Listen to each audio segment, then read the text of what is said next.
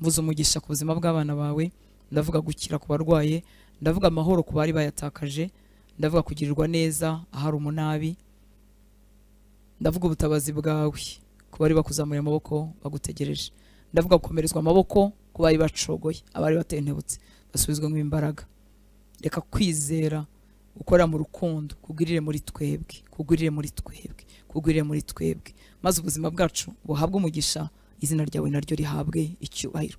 Urakoze kubw'abitanga kugira ngo tubane mu ijambo ryawe, urakoze kubw'abatuma ubutumwa bwiza dukomeza kuvuga kandi bukagera kure, turabigushimiye. Abo bose bitanga ubaho umugisha, abadusengera ubaho umugisha, reka ineza yawe yomatane n'ubuzima bw'abagutegereje bose, ni mu izina rya Yesu dusenze, amen. Aya magambo nayashingiye ku byo Daniyeli yabwiwe mu gice cya 10 cy'ubuhanuzi bwa Daniyeli, igice cya 10 umurongo wa 12, igice cya 10 cya Daniyeli umurongo wa 12, haravuga ngo aherako arambwira ati witinya Daniyeli, kuko uhereye ku munsi watangiriye gushishikarira gusobanukirwa no kwicisha bugufi. Iteka gushishikara gusobanukirwa bigendana no kwicisha bugufi, kuko kwicisha bugufi gutera nimba ari ukwihana, nimba ari gushaka Imana, nimba ari kumenya kutishoboye aho gukeneye Imana, nuko biza.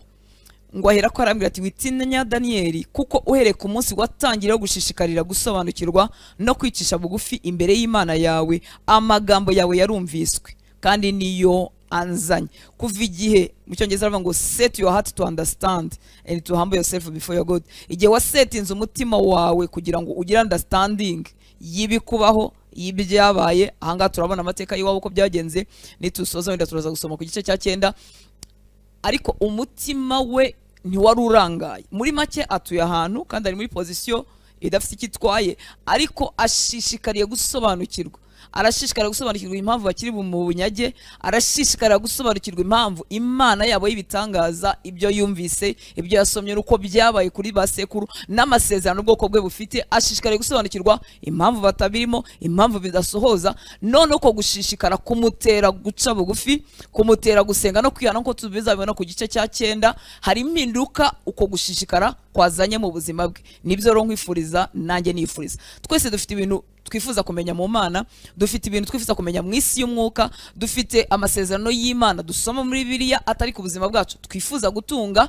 Ndasaba Imana kubw'imbabazi zayo ngo Umwuka Wera atere umutima wawe gushishikarira gusobanukirwa, wemere guca bugufi, ushakishe kumenya umugambi w'Imana ku buzima bwawe, ushakishe kumenya uko ikintu runaka cyarangira. Ese kuki ubutsinzi usoma muri Bibiliya kuki butari ku buzima bwanjye? Ese harabura iki? Kuki ntsindwa n'icyaha? Ese kuki ngisambana? Ese kuki ngimeze gutya kandi narabaye icyaremwe gishya n'ibindi bitandukanye? Ese kuki nyangana? Ese kuki nabasha gusenga? Ese kuki ijambo ry'Imana ritanryohera ngo bigumemo? Ese aya mahoro Yesu yavuze ngo atanga aruta kwisi yatanga, kuki atari umugabane wanjye? Muri make ufate iki ijambo ry'Imana rivuga, ufate n'ubuzima bwawe ibidasa, ushishikare kumenya impamvu bidasa, bitameze kimwe n'Imana yavuze kandi yo itabeshya, hanyuma ushakishe, hanyuma nta kabuza ushishikariye kumenya, wifuza kumenya arahabwa. Imana ntiyijya iby'Imana, nkuko yabihaye Daniyeli kamusobanurira, n'ukuri natwe ntizatureka. Imana ishimwe cyane. Ngo ahera karambwira ati witinya Daniyeli, kuko uhereye ku munsi watangiriyeho gushishikarira gusobanukirwa no kwicisha bugufi imbere y'Imana yawe, amagambo yawe yarumviswe kandi niyo anzanye. Umuntu wese uzasetinga umutima we, uzashishikarira gushaka kumenya iby'Imana yatugiriye ikaduha agakiza, n'ukuri ubuzima bwe buzahinduka. Imana itugire neza. Hajyaho ikibazo rero cy'abantu mu Kinyarwanda bavuga ngo nukunyurwa manuma, mbese kunyurwa na duki ukawagiza umugisha. Ndimo navugana n'abantu bakikijwe, ukabagiza umugisha rwose, wakishijwe, amazina yawe yanditswe mu gitabo cy'ubugingo, ukaba ushobora kuba mu bantu bumva ibyo bihagije.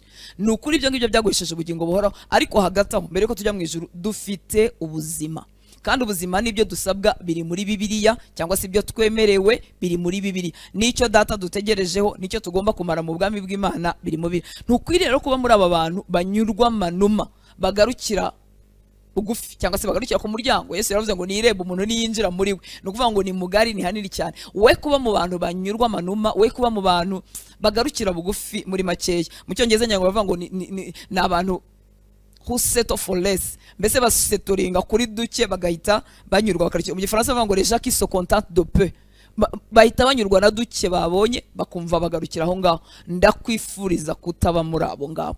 Abo bantu bagarukira bugufi no mu buzima busanzwe, ariko turimo turivugira mu buzima buri muri Kristo Yesu. Ndimo ndavugana n'abagize umugisha wo guhinduka abana b'Imana. niba utarizera Kristo uyu n'umunsi wawe wo kumwizera, urimo uracikanwa n'igihe cyawe cyo kugendererwa. Kubakijijwe rero twagize umugisha, turakizwa. Mu by'ukuri ni igihe cyacu tuba duhawe, twebwe abakijijwe ni igihe cyacu tuba duhawe amahirwe nkuko wahabwa urupapuro rushyashya. Muri make wari waratsinzwe, nari naratsinzwe, ntari burenga aho ngaho narananiwe, ariko amahirwe anzaho yo guhabwa urupapuro rushyashya. Ubundi buzima ntibugira urupapuro rushyashya, ubuzima ntibugira draft, ubuzima ntibugira brouillon. Ibyo nishe narabyishe, gusa iyo nje mu Mana ndababarirwa, hanyuma ngahabwa ubugingo buhoro. Ariko amakosa nagukoreye urakomeza ukayibuka, ibyo nandavuyemo bimwe na bimwe ibisigisi byabyo n'ingaruka zabyo birankurikirana. Ariko muri Kristo Yesu haba andi mahirwe. Ni igitangaza rero kuba wowe nanjye abakijijwe twaba duhawe umugisha nk'abantu bahawe urupapuro ruri vierge, urupapuro ruri plain, urupapuro rutariho ikintu na kimwe, tukaba duhawe umugisha wo kongera kwandika ubuzima bwacu bundi bushya, hanyuma ayo mahirwe tukayapfusha ubusa. Imana itubabarire kandi duhe ubuntu. Wahawe amahirwe kuko igihe waje muri Kristo Yesu wabaye icyaremwe gishya. Ni ukuvuga ngo ufite kwandikana n'Imana amakuru mashyashya atangira muri Kristo Yesu. Tujya dukoresha ijambo amateka mashyashya, ariko turabizi ko amateka adahinduka, ibyabaye byarabaye. Ariko muri Kristo Yesu mpawe amahirwe akinguye, mpawe urupapuro rushyashya rwo kongera kwandikaho ibintu bishyashya n'umwami wanjye. Mbibutse ko iyo dukijijwe haba habaye igitangaza gikomeye. Muri urwo rubyaro rutari rwarigeze kumenya Imana, nzanye ubundi bwami. Muri make niba wenda ari njye wa mbere ukijijwe, hejuru y'aho nkomoka hari abandi batamenya Imana, bakoreye izindi mana, batubashye Imana, bari bigometse ku mategeko n'amabwiriza y'Imana. Hanyuma njyewe ngacomokamo kubw'imbabazi z'Imana ngakizwa, nje kwandika ibintu bishyashya. Njyewe n'Imana tuje kwandika ibintu. Muri make haje ikindi gisekuru cy'ubwoko bwubaha Imana. Ibyo bintu ntabwo wabifata for granted. Wa mugani w'ikinyarwanda cy'uyu munsi ntago wabipfusha ubusa, ntago napfusha ubusa kuba Hortense n'Imana baje kwandika inkuru nshyashya mu gisekuru cy'iwabo. Ubwoko wenda butubashye Imana, noneho hajemo umuntu ukijijwe, umuntu uhindutse icyaremwe gishya, umuntu uhamagaye Yesu akaza muri icyo gisekuru. Njyewe na Yesu tugiye kwandika amateka mashya. Nitutarangara tukaba maso, tugiye kuragura urubyaro ruzakurikiraho kubaha Imana, tugiye kuvuga ibintu bishyashya ku rubyaro ruzakurikiraho. Imana ishimwe cyane. Nari ndimo kuvuga ngo ndimo navugana n'abagize umugisha bagakizwa. Ntukwiriye gusetoringa ku tuntu duke, ntukwiriye kunyurwa manuma. Niko ko warakijijwe, wenda amahoro ya Kristo yatangiye gutaha mu mutima wawe, hari n'ibyaha runaka wanesheje, ariko ntukwiriye kugarukira aho ngaho. Ahubwo ni igihe duhawe n'urupapuro rushyashya kwandika ibintu bishya hamwe n'Imana yanjye. Imana ishimwe cyane. Kuko agakiza ni igitangaza ndengabwenge, ni igitangaza ndengakamere. Imana y'imbabazi yaravuze ngo izatubabarira gukiranirwa kwacu kose. Mu isi nta mbabazi zihaba. Imbabazi yes turoroshya twabarana, ariko nta muntu wasibika mu mutwe ibyo wamukoreye. Nta muntu nababaje wasibika mu mutwe ibyo namubabaje. Ntago byasibika mu mutwe we. Ashobora kubana nanjye anyihanganira, ashobora kuvuga ati yego Hortense yarahindutse koko yarakijijwe, akitoza kwakirwa ubuzima bushyashya nagiyemo, ariko mu mutwe ntago hazasibika ibyago n'amakuba namuteje igihe namubabazaga. Ariko Imana y'imbabazi, niyo mpamvu agakiza ni ukuri tumenya agaciro kako, twaryoherwa gusa, twabaho ubuzima bw'igitangaza. Imana yaravuze, reka nkoresha hamwe ariko byuzuye Bibiliya, mu Baheburayo 8:12, urwandiko rw'Abaheburayo 8:12, ngo kuko nzabarira gukiranirwa kwabo, ngo kandi ibyaha byabo simzabyibuka ukundi. Agakiza ni igitangaza, kubabarirwa n'Imana ni igitangaza. Ngo kuko nzabarira gukiranirwa kwabo, ngo kandi ibyaha byabo sinzabyibuka ukundi. Tekereza amanyanga yawe, tekereza ububi bwawe, tekereza ibyo wishe, tekereza amahano wakoze, ariko Imana y'imbabazi ikavuga ngo irakubabarira gukiranirwa kwawe, nirangiza ntiyibuke na kimwe mu byo wakoze. Hari igihe umuntu agira umugisha agakizwa atarandavura ibyo twita kwandavura, atarakora ibyo twita amahano menshi, ariko nawe nkwibutse ko nawe yari uwo gucirwaho iteka. Ariko Imana ngo yirengagiza uko kujijwa kwe kose, ikanabyibagirwa. Ibyo bintu biba mu bumana gusa, mu isi ntabihaba. Ndakubabara kandi ngakomeza nkibuka ibyo wankoreye. Imana itugirira ubuntu. Ngo kuko nzababarira gukiranirwa kwabo, ngo kandi ibyaha byabo sinzabyibuka. Mu Cyongereza aho mfite havuze ngo for I will be merciful. Ndifuza akajambo gusa ka merciful. Nzaba nuzuye imbabazi. Muri make nzagira imbabazi nyinshi kugukiranirwa kwabo. Iyi Imana iteye ubwoba. Nzagira imbabazi nyinshi. abagize umugisha wo kubyara cyangwa bafite utwana dutoya, kuko abakuru bamaze gukanura amaso nyire nkatwe nk'abantu bakuru, ariko ubu bebe uzarebe ukuntu ubebe buba buteye imbabazi. Iki bebe urakireba ugahita utangira guseka, kitanakuvugisha, kitanakwita, utanakizi. Niyo uhuriye nacyo mu muhanda, njya mbona ababebe bafatanye nabyo, kumva uragipepeye, kumva urashaka, kubera ko giteye imbabazi. Imana rero ngo izaduhandoringa twebwe abahoze ari abanyabyaha n'izo mbabazi n'izo mpuhwe.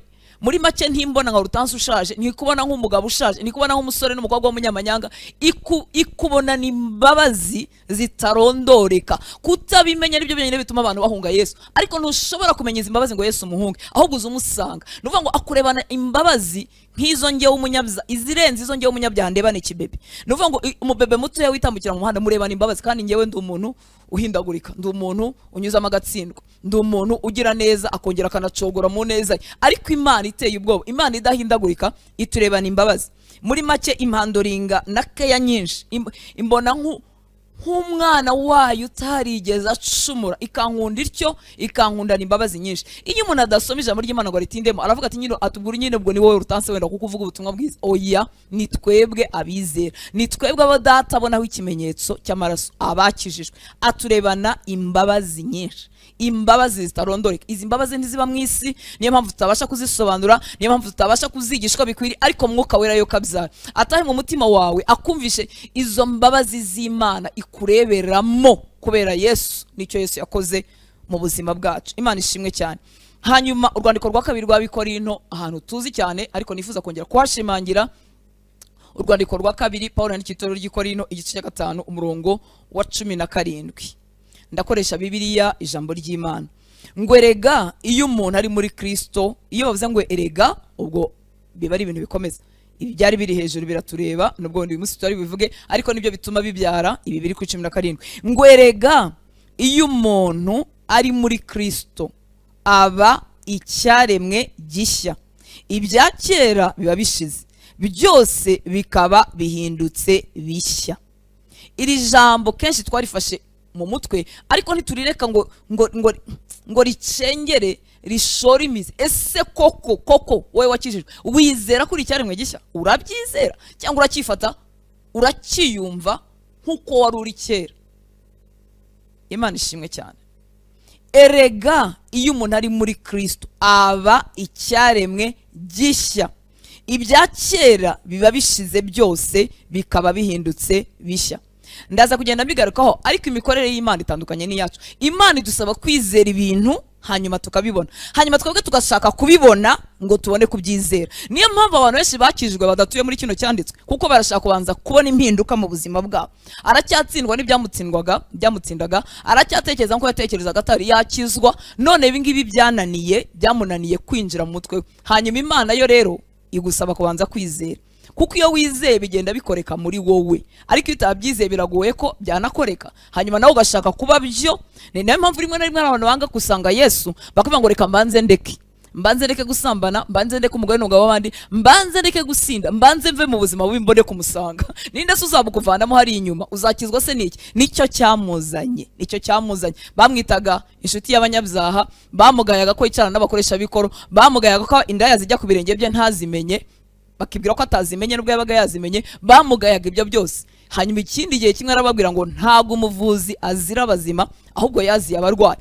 Rero ni ikinyoma cya Satani kigugira ngo uzabanze witunganye, hanyuma ugasaza utitunganyije, kuko imbaraga zo kwitunganya ntazugira gute? Ntazugira, ntaziba muri wowe. Iyo ubuze ifite ntabwo Yesu aba yaraje. Imana ishimwe cyane. Ngo erega iyo umuntu ari muri Kristo aba icyaremwe gishya. Ibi biba ku muntu wakijijwe aka kanya, ibi biba ku muntu wakijijwe uwo mwanya agikizwa, yitwa icyaremwe gishya. Abagifite ingeso za kera zitaramuvaho, abagifite intege nke runaka, ariko yitwa kuko ari ko Imana yabigennye. Byakubera byiza rero ushyize ibyo wumva ku ruhande, ugafata iby'Imana yagennye, kuko ibyayo nibyo bizima, nibyo byizewe, nibyo by'ukuri kuruta iby'ubwenge bwawe. Imana ishimwe cyane. Erega iyo umuntu ari muri Kristo aba icyaremwe gishya, ibya kera biba bishize, byose bikaba bihindutse bishya. Reka tubitatanureho gato, tuvuge kamwe kamwe twumve.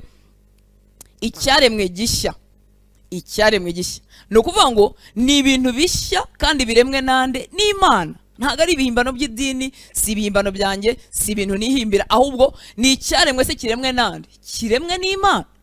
Ibi bintu nabishidikanya gute kandi bitavuye mu maboko ya Hortense? Nabishidikanya gute kandi bidakomoka mu babyeyi banjye? Ni icyaremwe nk'uko Imana yaremye ijuru n'isi bikaba bihari tubireba, niko abakijijwe twahindutse ibyaremwe bishya, turemwe nande, n'Imana. Imana ishimwe cyane. Ijambo ry'Imana bitubwira neza muri Yohana igice cya mbere umurongo wa 13. Ubutumwa bwiza mwanditswe na Yohana igice cya mbere umurongo wa 13.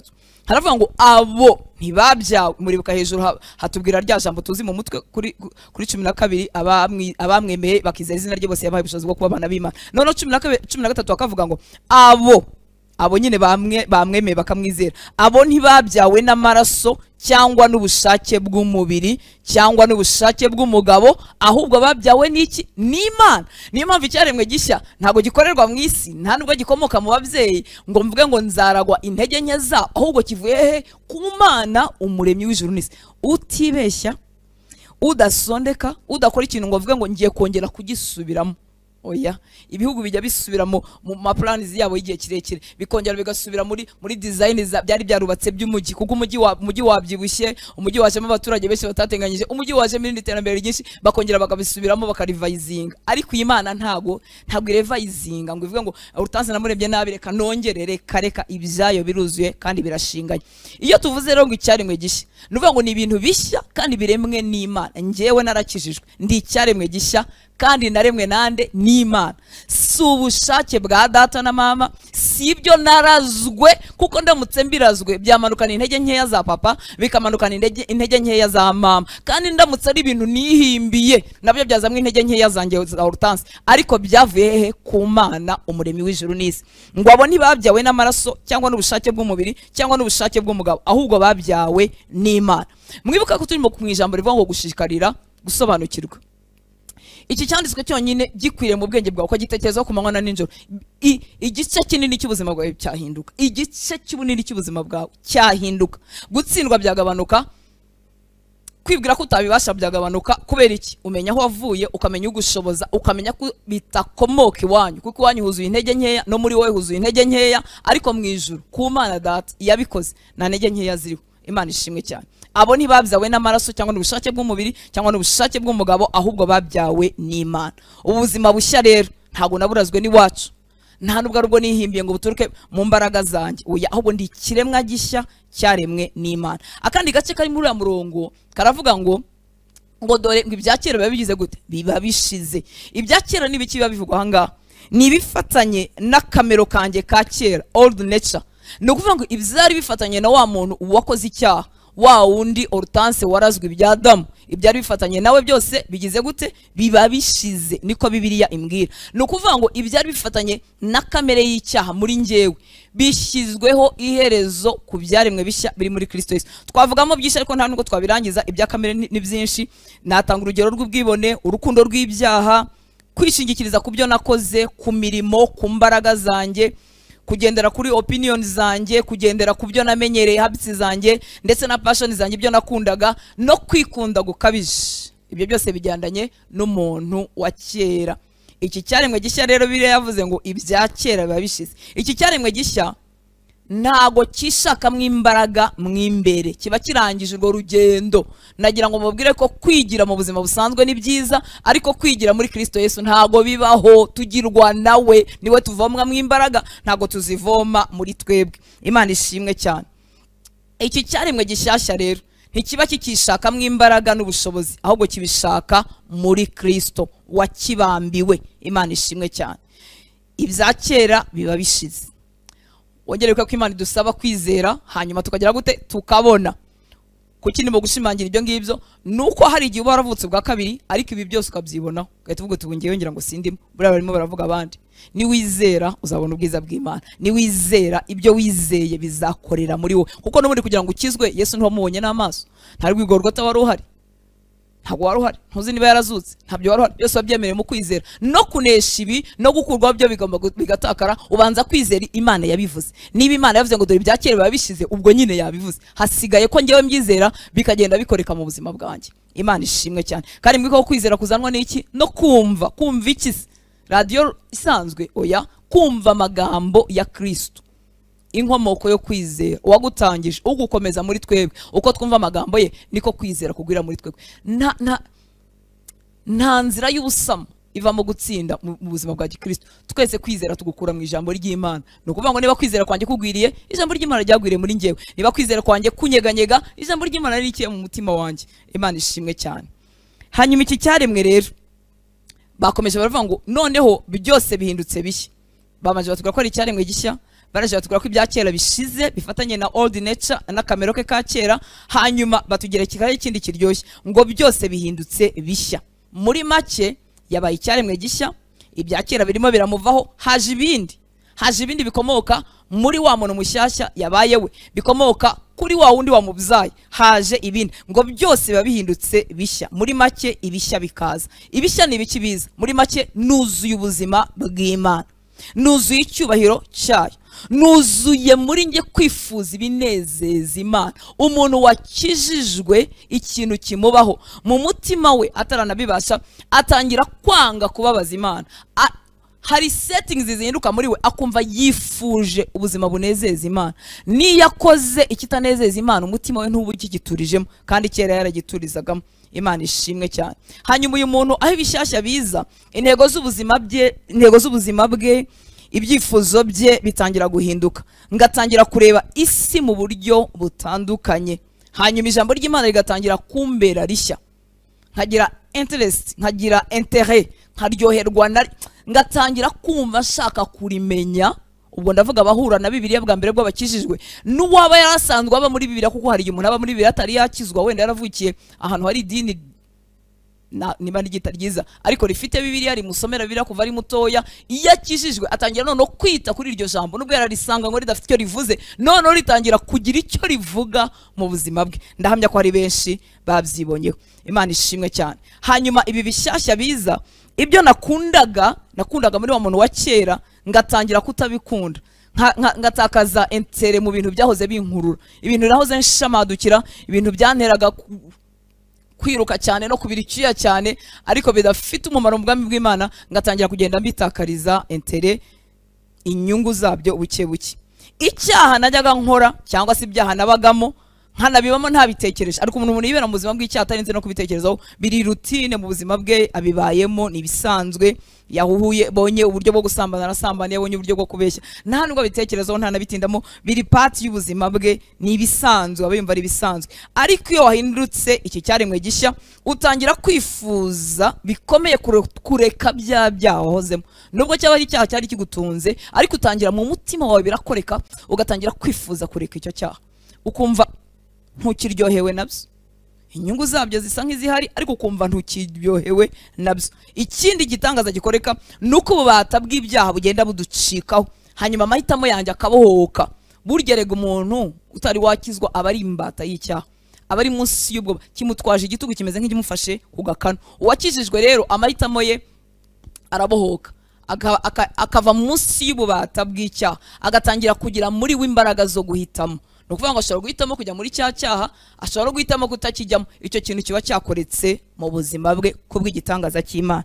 Imana ishimwe cyane. Hanyuma uyu muntu wabaye mushya, uko akurira muri ubu buzima bushyashya yakiriye, muri iki ngiki, muri uyu muntu yagizwe we, niko arushaho kwanga icyaha buri munsi. Nukuvuga ngo ubuzima bwe bugenda bwigira imbere mu cyo twita kwezwa. Agenda arushaho guhunga icyaha, agenda arushaho kugihunga, agenda iyo akurira muri uyu muntu mushyashya wavutse muri we, agenda arushaho guhunga icyaha, aricyo twita kwezwa buri munsi. Muri we uyu murimo ntabwo usubira inyuma, oya, aho kugenda wigira imbere. Icyo yitaga icyaha ejo ahabwa imbaraga akakivaho, akigira imbere, agasanga n'ibindi atitaga icyaha ariko bitanejeje Imana, nabwo akagenda bivaho buke buke. Mbese umunsi we nyuma y'undi munsi agenda arushaho kwigira imbere mu kwifuza kunezeza Imana. Imana ishimwe cyane. Haleluya. Ikindi kintu kimukorekaho ni ingaruka z'umuntu wa kera zigenda zimushiraho. Twavugamo uburwayi, intege nke, agahinda, imibabaro n'ibindi bintu bitandukanye biba biri mu mutima we w'umutsikami. Umuntu akumva yagize amahoro, kandi wenda ikibazo yagize kitanakemukire n'ahanga. Erega hari ikibazo kidakemukira ku isi. Urugero, wapfushije abawe, abantu baragufite umumaro, cyangwa ibintu byabaye ku buzima bwawe biri irreversible bitasubira inyuma byabaye ku buzima bwawe, ariko Yesu yaza muri wowe ukumva amahoro yaraje, kumva umunezero waraje kandi bya bintu bitasubira inyuma. Uwo ni Yesu wacu tuvuga, ashobora byose, ubuzima bwe burafatika. Nshuti z'Imana, ntabwo ari idini. Kuki turimo kuvuga ibi bintu byose? Mwibuke ko turimo kuvuga gushishikarira gusobanukirwa. Turifuza ko ubuzima Yesu yadufatiye bw'ubuzima bwacu. Iyo nshishikariye gusobanukirwa rero, ntangira kwibaza impamvu ibi byose n'ibindi ntavuga ngo birondore, ntangira kwibaza impamvu bitari mu buzima bwanjye kandi ari umugabane wanjye. Kuki nabifite kandi mzemerewe kandi ari ibyanjye? Imana ishimwe cyane. Ingorane tubaho, nongere ngisubiremo, ingorane ikazira ko uko Imana ikurikiranye ibintu bitandukanye n'uburyo twebwe abantu twifuza kubikurikiranyamo. Icya kintu nigeze kuvuga, Imana idusaba kubyizera hanyuma bigakorerwa muri twe. Nusoma Bibiliya witonze uzabona iteka ibintu Imana yahamagariraga abantu yarabanza kubahamagara. Niko yahamagaye Abrahamu, niko yabwiye Nowa kubaka inkugi imvura itari yagwa, niko urugendo rwose nuko rumeze. Niko yabwiye Abrahamu na Sara guhindura amazina bakitwa basekuruza b'abantu benshi kandi batarabyara. Nuko niko Imana ikora kugeza mu isezerano rishya. Niyo mpamvu Yesu turabanza tukamwizera hanyuma tugahabwa ubugingo buhoro, tugahinduka abana b'Imana twamwizeye. Ntabwo ngo mbanze mbone kukwizera, oya, habanza kwizera habona kuba icyo nizeye. Nirwo ruhererekana Imana yahisemo kandi ruradukorera. Imana ishimwe cyane. Ntugwe rero mu mutego w'ubwenge bwa muntu, kuko ibigukiza ntibiba mu muntu, biba muri Yesu. Ntugwe mu bwenge bwa muntu buzagukerereza, butuma uhora wifuza kubanza kubona ukabona kwizera. Imana itugirira ubuntu. Dukoresheje gatoya urwandiko rwo mu Baroma, urwandiko Paulo yandikiye itorero ry'i Roma, igice cya 5 umurongo wa 1 kugeza ku murongo wa 2, haravuga ngo nuko rero ubwo twatsindishirijwe no kwizera dufite amahoro ku Mana kubw'umwami wacu Yesu Kristo. Twatsindishirijwe n'iki? No kwizera. Twatsindishijwe no kwizera, ubu dufite amahoro ku Mana kubw'umwami wacu Yesu Kristo. Hagati yanjye n'Imana nta bwanzi bugihari, nta rusika rudutandukanye kubwo kwizera. Nizeye Kristo, urusika rwantandukanyaga n'Imana rukura. Ngo nuko rero twatsindishirijwe no kwizera dufite amahoro ku Mana kubw'umwami wacu Yesu Kristo. Ngo wadushyikirije ubu buntu dushikamyemo kubwo kwizera. Dushikamye mu buntu, tubushikamishijwe iki? No kwizera. Ngo tubone uko twishimira ibyiringiro byo kuzabona ubwiza bw'Imana. Umva ibintu kwizera Kristo biduhesha. Ngo nuko rero ubwo twatsindishirijwe no kwizera dufite amahoro ku Mana kubw'umwami wacu Yesu Kristo. Kwa kundi igitekerezo kigushika uvuga ngo Imana irakwanga ntinakwitaho ntinakureba, ntabwo ijambo ryabo mu mutima wawe ngo ibyo bintu bindi ugibitekereza. Gute se? Njyewe mfite amahoro ku Mana, naratsindishirijwe no kwizera Kristo. Njyewe mfite amahoro ku Mana, ntiwayindegaho kandi iri mu ruhande rwanjye. Gute se? Hanyuma kuri 2 akatuvuga ngo uwo mwami wacu Yesu Kristo niwe wadushyikirije ubu buntu dushikamyemo. Dushikamye mu buntu tutakoreye inshuti z'Imana. Ubuntu bwamesheje kwizera ndakizwa, ubuntu nibwo bunshoboza no gutsinda iby'uru rugendo no kubibasha. Ubuntu bw'Imana bunshoboza kubaha Imana, ubuntu bw'Imana bunshoboza gukomeza kureba kuri Kristo Yesu. Ngo wadushyikirije, ngo uyu mwami wacu Yesu Kristo wadushyikirije, yarabiduhereje, yadushyikirije ubuntu dushikamyemo, tubushoreyemo imizi, ibirenge byacu bihagazemo. Ngo ubu buntu dushikamyemo kubwo kwizera, ngo tubone uko twishimira ibyiringiro byo kuzabona ubwiza bw'Imana. Iyo rero ijambo ry'Imana rigusabye ikintu cyangwa riguhesheje isezerano ukumva ntibizashoboka, wowe ubikura hehe? Ushingira kuki kandi ijambo ry'Imana ryabivuze? Izere hanyuma ubone ubwiza bw'Imana. Izere iby'Imana yavuze bikoreke mu buzima bwawe. Imana ishimwe cyane. Muri Mariko 11:24 haravuga ngo nicyo gituma mabwirani ibyo musaba byose mubishyizeho umutima, mwizere yuko mubihawe kandi muzabibona. Ushobora kugira ngo Imana ni inyarwenya cyangwa se irashinyagura. Ni gute wizera ko wabonye kandi utari wabona? Niyo mahame yayo. Ngo nicyo gitumye mbabwirani ibyo musaba byose mubishyizeho umutima, mwizere yuko mubihawe kandi muzabibona.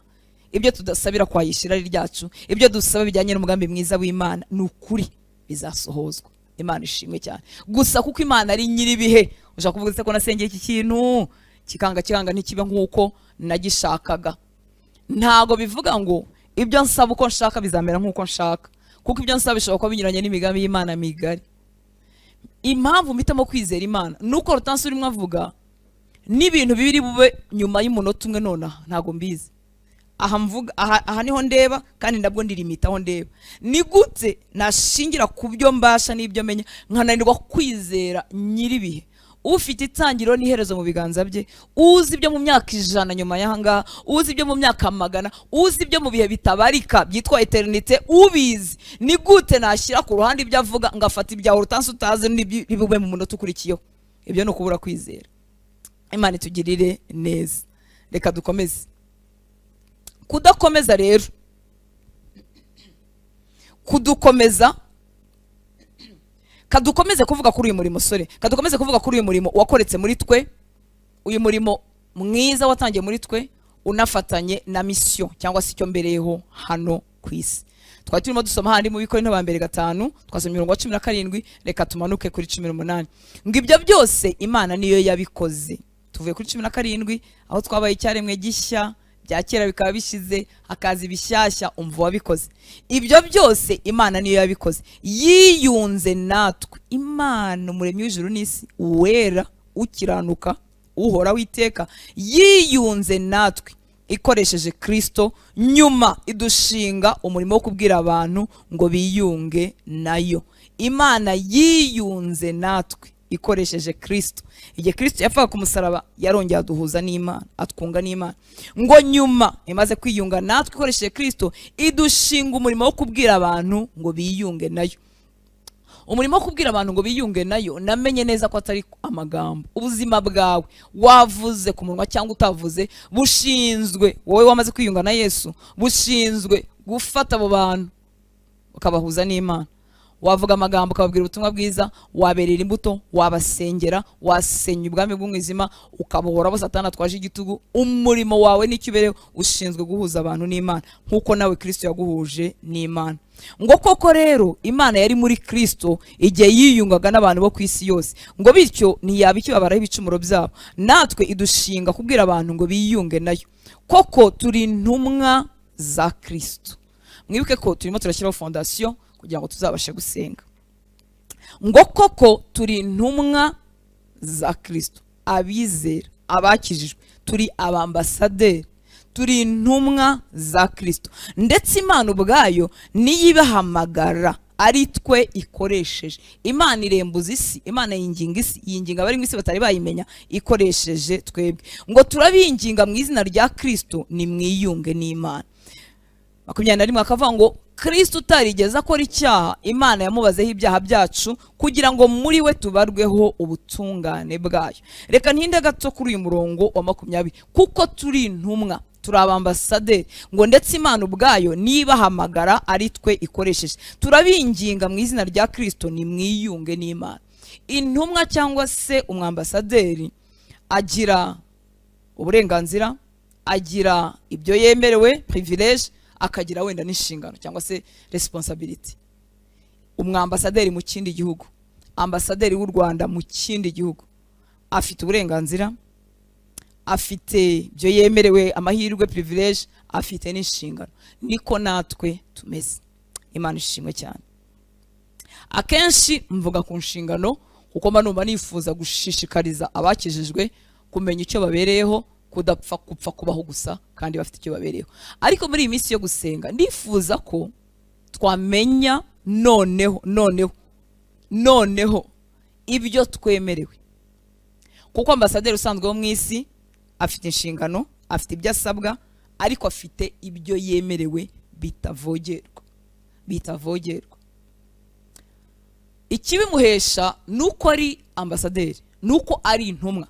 Nukuvuga ngo iyo arangije iyo mirimo ye agaruka mu gihugu cye, kandi ntabwo yasubira muri cya gihugu yahoze ahagarariyemo igihugu cye ngo agende yitware nkuko yitwaraga agifite iyo titre, nubwo batayitakaza. Ariko ntabwo kuko hagiye yundi umusimbura n'ibindi bitandukanye, yagenda wenda mu bundi butumwa busanzwe. Imana ishimwe cyane, kandi mukabera dufashe twumve iki kintu. Ngo kuko turi intumwa za Kristo, ndetse Imana ubwayo nihamagara, ibahamagara ari twikoresheje, izahamagara abandi bakizwa ikoresheje abandi bakijijwe. Ngo turabinginga mu izina rya Kristo, ni mwiyunge n'Imana. Hari uburenganzira rero, amahirwe umwambasaderi aheshwa gusa nuko ari intumwa.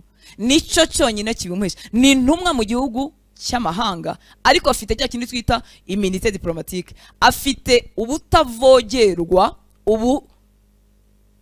ubudahangarwa ahabwa n'umurimo afite mu gihugu cy'ahandi.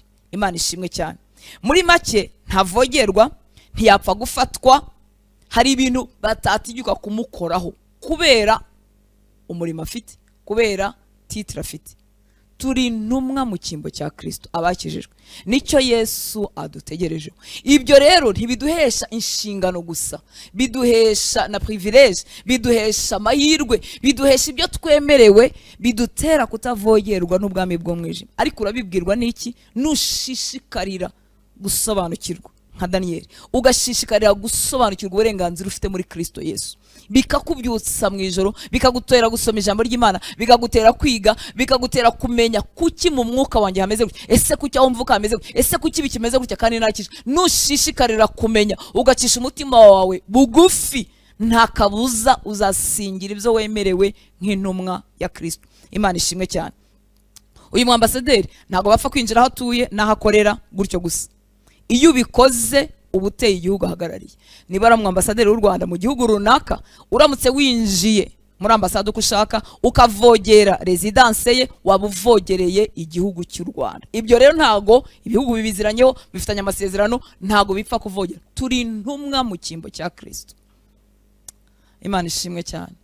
Hari ijambo riba mu Baheburayo ryatubwiye ngo ntidukwiriye guhora mu bya mbere byo kwihana imirimo ipfuye, kwihana ibyaha, kwiga umubatizo, n'ibyo kunambika ibiganza, n'ibyo kuzuka kw'abapfuye. Kubera iki? Dukwiriye kwigira imbere mu bindi bintu. Igituma dutakaza ibi twemerewe nk'intumwa nuko ibyibanze bigira abantu intumwa tuba tutabibayemo ngo tubirenge, twigirana imbere n'Imana, aho duhinduka intumwa mu cyimbo cya Kristo. Umwambasaderi ntavogerwa. Umwambasaderi afite ibintu yemerewe, ntwapfa kumufata mu rubanza uko ushaka, ntwapfa kurubana uko ushaka, ndetse iyo ari muri ambasade aba ari mu igihugu kiba kiri mu kindi.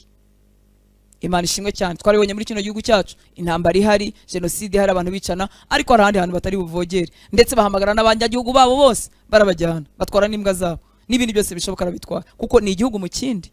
Imana ishimwe cyane. Ndetse mu mategeko abagenga hari n'imisoro imwe ibitabarebaye muri icyo gihugu, n'ibintu byinshi bitabareba muri icyo gihugu bajemo.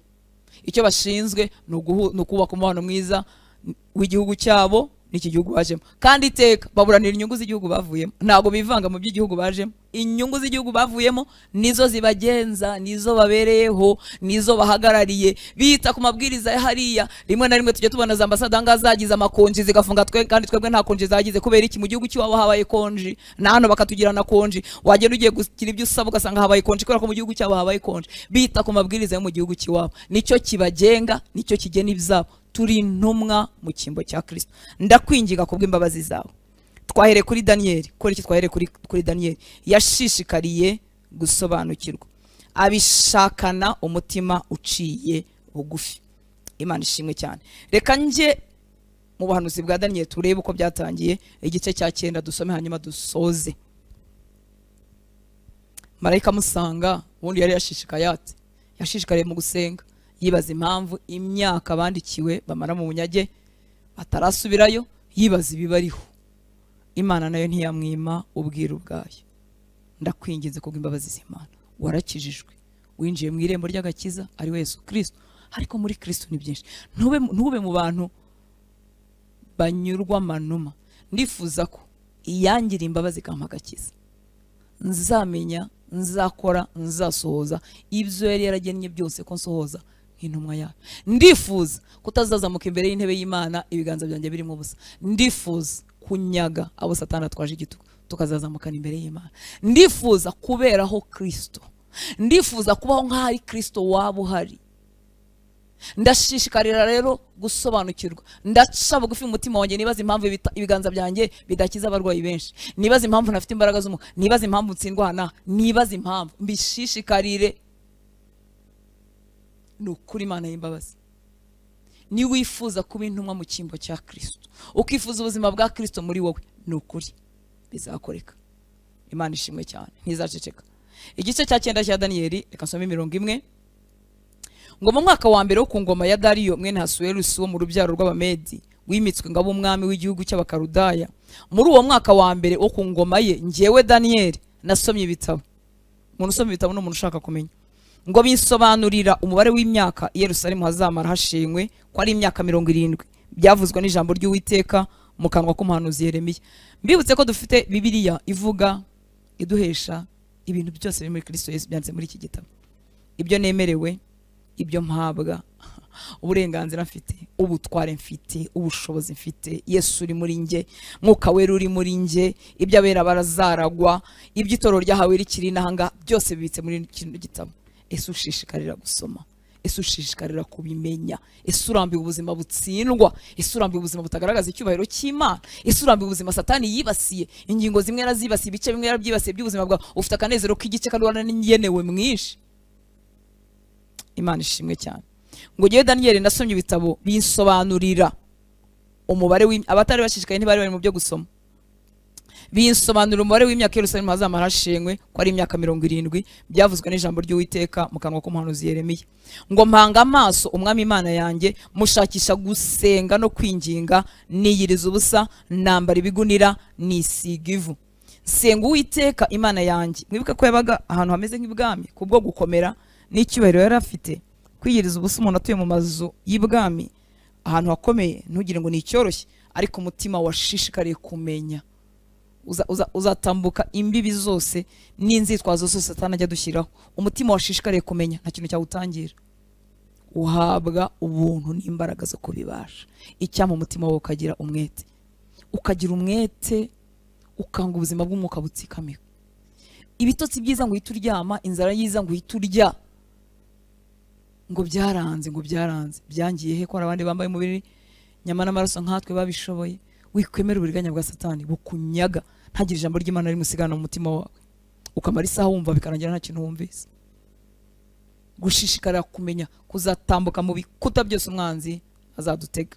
Imana ishimwe cyane. Ngo mpanga amaso umwami Imana yanjye mushakisha gusenga no kwinginga, niyiriza ubusa, nambara ibigunira, nisiga ivu. Senga Uwiteka Imana yanjye nyaturirane, Nyagasani Imana nkuru y'igitinyiro, ikomeza gusohoza isezerano no kugira ibamba bayikunda bakitondera amategeko yayo. Twaracumuye tubibyigenge, twakoze nabi, twaragomye, turateshuka tuva mu mategeko n'amateka yawe. Ntitwumviye abagaragu bawe bahanuzi bajyaga babwira abami bacu n'abatware bacu n'abasekuruza bacu n'abantu bo mu gihugu bose mu izina ryawe. Nyagasani gukiranuka n'ukwawe, ariko ibyacu no gukorwa n'isoni, nkuko bibaye ubu ku Bayuda n'abaturage b'i Yerusalemu n'Abisiraheli bose babugufi n'abatuye kure mu bihugu byose aho abirukaniye ubahoye ibicumuro bagucumuyeho. Nyagasani ku bwacu n'abami bacu n'abatware bacu n'abasokuruza bacu no gukorwa n'isoni kuko twagucumuyeho. Umwami Imana yacu ni ifite imbabazi n'ibambe nubwo twayigomeye. Ntitwumvire Uwiteka Imana yacu ngo tugendere mu mategeko yayo yadushyize imbere avuzwe n'abagaragu bayo babahanuzi. Ni koko Abisiraheli bose baciye ku mategeko yawe, bariyobagiza kugira ngo batakumvira. Nicyo cyatumye dusandazwamo umuvumo n'indahiro byari byananditswe mu mategeko ya Mose umugaragu w'Imana kuko twagucumuyeho. Wowe uze gusoma igice cyose, ariko reka nsimbuke 18. Ngo Mana yanjye tega amatwi yawe wumve, kwejesha amaso yawe urebe ibyacu byacitse n'umurwa wawe witwa uw'izina ryawe, kuko ibyo twakwingingiye tutabigushyize imbere twishingikirije ku gukiranuka kwacu, ahubwo ni kubw'imbabazi zawe nyinshi. 20.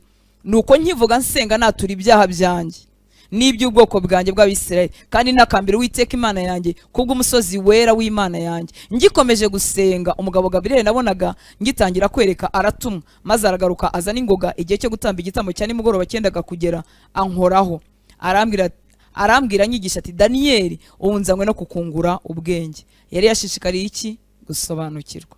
Imana y'imbabazi ntiyamureka. Icyama ukajya mu bihe byo gusenga, icyama iminsi yo gusenga ikaba ari iminsi yo kwigira imbere, ariko n'ubundi ukabuhorana ibihe byo gushaka Imana. Ngo arambwira nyigisha ati Daniel ubunzanywe no kungura ubwenge bwawe. Uyu mubiri wacu ntukunda gusenga, umubiri wacu ntukunda kwiyiriza, kunda kurya no kuruhuka, ariko witwarwa naho umubiri wawe ukujyanye. Ngo ibitotsi n'ibigwengekera hano uhita uhenga. Ibyutse nkuko ifite amasomo cyangwa raporo y'akazi ugomba kubikora ubigenza. Ibyutse ushishikariye gusobanukirwa kuki ubuzima bwaritse muri Bibiliya udasa n'ubwawe, kuki Imana ivuga kudukiza indwara. Yesu yarabikoze hashize imyaka irenga 2000 na kuki ntafite gukira indwara? Kuki Yesu avuga amahoro nkaba ntayafite? Kuki avuga kunesha icyaha nkaba ntakinesha? Widamararira mu kantu nubwo kaba gato ngo kuko abantu batakazi, ariko ijuru rirakazi n'abamarayika. Kibabaje n'abadayimoni na kuzimu barakazi. Iyo dukora ibyaha kuzimu iraserebra, ibyo bintu bintera agahinda. Ayo makuru tuyakura mu bantu babohoka, abantu bari baboheye mu bwami bw'umwijima. Uko babona iyo tubasengera umuntu runaka baramuseka bati nawe uraza gukora ibi, nawe uratwirukana umukobwa w'ubusambanyi, nawe uri umusambanyi wikinisha. Yego Imana ni nyembabazi, iyo tuyisabye imbabazi iratubabarira, ariko basirakazwa no kuba kuzimu ikubyina hejuru kuko ukora ibisa nk'ibyayo. Yesu yaravuze ngo umutwaro w'isi arimo araza ariko ntacyo kindimo. Kandi wibuke ko igihe wahindukaga icyaremwe gishya, izo mbaraga zinesha. Ubushake bwawe bwarabohotse, ntukiri imbata y'icyaha. Umwuka wera yaje muri wo, nturi imbata y'icyaha. Imbaraga zihitamo urazifite. Ushobora gusitara ariko witurayo. Kandi ibintu duhora tuvuga ngo ushobora gusitara, ushobora no kudasitara, ariko ese byo twagiye tubivuga, ushobora kudasitara. Ni ukuri Umwuka wera ari kumwe natwe. Imana ishimwe. Ngo ugitangira kwinginga haje ijambo, kandi nzanywe no kuri kubwira kuko ukundwa cyane, nuko iryo jambo ritekerezo cyane umenye n'ibyo weretswe. Reka ne gukomeza kubw'impamvu z'umwanya, ariko Daniel yashishikariye gusobanukirwa. Hanyuma Imana nayo ntiyaceceka, yarafite inshingano nyinshi, imirimo myinshi. Ntuzategereza gushaka Imana ariko imirimo yagabanutse. Umurimo n'umugisha, kubyara n'umugisha, kugira umuryango n'umugisha. Yego hari igihe ibyo byose dushobora kubigiramo akajagari tukabura Imana umwanya, ariko muri byose n'umugisha. Kuba ufite abana baguhamagara mama wari utangiye gusenga n'umugisha. Kuba ufite akazi kagutegereje ko uragize ibi n'ibi n'umugisha. Kuba ufite abo mubana nawe ukora umurimo w'Imana byose n'umugisha. Kandi Imana ntigeze iduha ibintu bitashoboka. Twese yaduhaye impano y'amasaha 28 arangana. Ni wowe usaba Umwuka wera ngo gushoboze kurema gahunda mu masaha yawe. Ushishikariye gusobanukirwa. Gusobanukirwa buri mpamvu ya buri kintu. Ese ikibazo mfite kiri mu mwuka? Ese ikibazo mfite kiri mu myitwarire yanjye mibi? Ese ikibazo mfite kimeze gute? Ese ni Imana irimo gutyaza amaboko yanjye kugira ngo mbashe kumenya kurwana? Ese ni Satani wakinteje? Iki kibazo mfite kimeze gute? Ese izi ngorane ziri mu banjye zizegurwa mu muryango wanjye, ikibazo ni iki? Ese nibije kunshogoza senge dushogo gukomera? Ese nibyo kwirukana bikagenda? Ushishikarira gusobanukirwa bizagutera gusenga. Niba nta kintu ushishikariye tuzasenga, twongere dusenge, usigare uri umufana cyangwa uri indorerezi, ariko ntibigukwiriye. Shishikarira gusobanukirwa. Niba ufite ikintu runaka kikuboshye kuki kitakuvaho, shishikarira gusobanukirwa. Ese kuki uyu munsi ugira inyota y'Imana ariko ntukomeze kuyigira, ukahita uyitakaza kandi abandi igenda urushaho kugwira? Shishikarira. Ese kuki ndi umunebwe? Ese kuki mporana ubuti? Ese kuki mpora meze nk'umuntu uremerewe? Ese ibyo ntabwo byaba bifite ikibazo mu mwuka? Ese kuki mbyihorera? Mwibuke ko iyo umuntu aboshywe igihe kirekire hari ubwo yibwira ko ari bwo buzima bwe.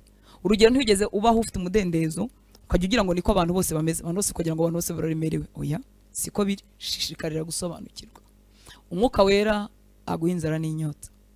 Tuzinjirane mu bihe byo gusenga, ndetse n'uyu munsi niba guteye inyota ube mu bihe byo gusenga. Ushishikarire gusobanukirwa. Ujye muri Bibiliya ushakire ikintu cyose kivuga ku kibazo runaka ufite, hanyuma bigutere kwizera, hanyuma kikuveho. Ushishikare gusobanukirwa. Ese umugambi w'Imana ku buzima bwanjye ni uwuhe? Ese ibyo yanshakagaho nibyo mpagazemo? Ese wenda ko hari umurimo ukura cyangwa waguka cyangwa na mu windi, ese nuko bigomba kumera? Ese ntaho ikinshaka? Ese sinavuye mu byo yanshakagamo? Ese sinagaruka? Ese meze gute ubuzima bwanjye mu mwuka? Ese ko nsigaye ngira ibyiyumviro bitandukanye n'ibyo nagiraga mbere? Kuki mu mutima wanjye habamo kurarikira ntarakugiraga?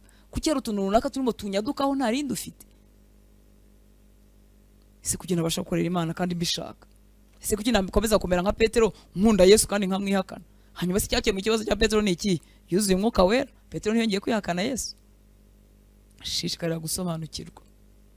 Imana izakuzuza imbaraga zayo. Imana izagusanga. Imana nushikarira gusobanukirwa izakwiyereka, ikumenyesha ibyo wasobanuzaga, inakurengerezeho kuko ufite amabanga menshi yabuze aho isuka. Isanga twese turangaye. Imana itugirire ubuntu, wowe nanjye tube mu batarangaye. Reka dusenge, ndangiza nongere nkwibutse tuzatangira amasengesho kuwa mbere utaha saa 11 za mu gitondo.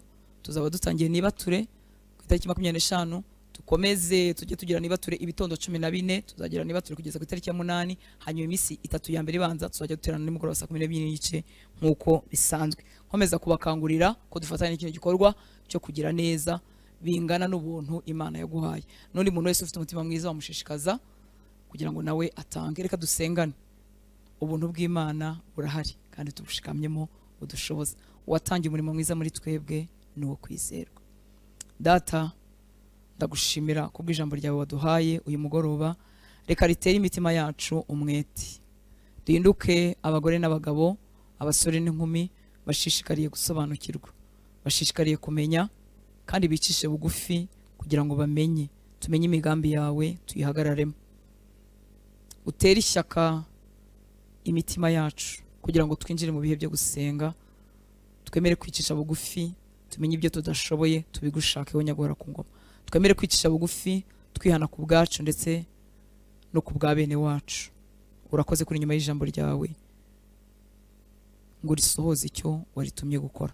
Mvuze umugisha ku buzima bw'abana bawe, ndavuga gukira ku barwaye, ndavuga amahoro ku bari bayatakaje, ndavuga kugirirwa neza ahari umunabi, ndavuga ubutabazi bwawe ku bari bakuzamuriye amaboko bagutegereje, ndavuga gukomerezwa amaboko ku bari bacogoye, abari batentebutse basubizwemo imbaraga.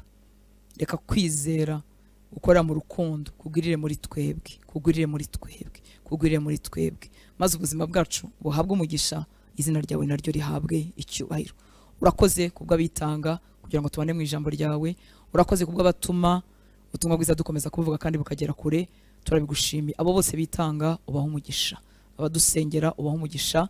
Reka ineza yawe iyo matane n'ubuzima bw'abagutegereje bose, ni mu izina rya Yesu dusenze, amen. Mana ibaho umugisha, mugire umugoroba mwiza.